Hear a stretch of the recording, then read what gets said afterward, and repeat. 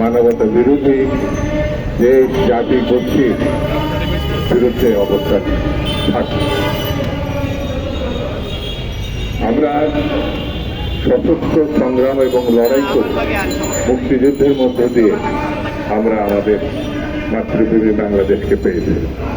৭১ সালের আমাদের বিরুদ্ধে গণহত্যা করেছিল পাকিস্তান, আমাদের বিরুদ্ধে তারা নির্মম নির্যাতন করেছিল, মা বোনদের উপর অত্যাচার করেছিল।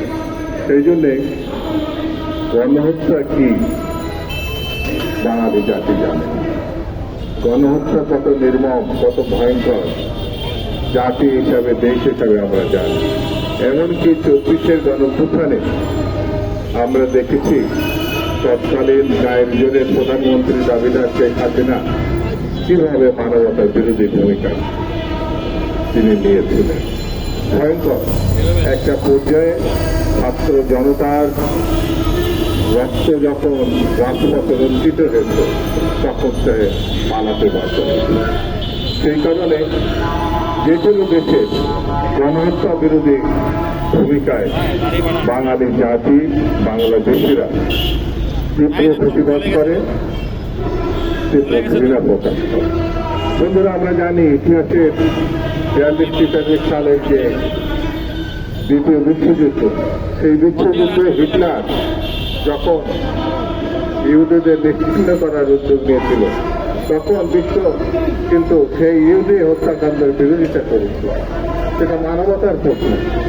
এমনকি মুসলিমরাও তখন ইহুদিদের সেই নৃশংস যে হত্যাকাণ্ড হিটলারের সেটা বিরোধিতা করেছিল।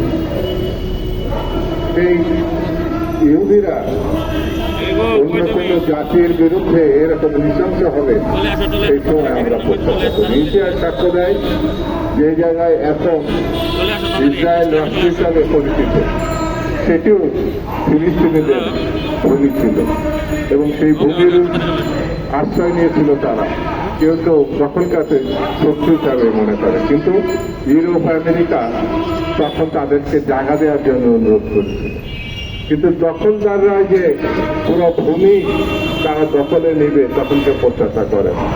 বন্ধুরা, আমি বক্তৃতা বেঁচে আজকে করলাম কারণ ছোট ছোট শিশুদের, নারীদের, সাধারণ মানুষের যে ভয়ঙ্কর পরিণতি সেটা পত্র পত্রিকার সাংবাদিকদের মধ্য দিয়ে, ওখানে অনেক সাংবাদিক ইতিমধ্যে নিহত হয়েছে, যারা সংবাদ প্রকাশ করে সারা বিশ্বকে জানাচ্ছে, তারা ওখানে লাঞ্ছিত হয়েছে এবং হত্যাকাণ্ডের শিকার হয়েছে।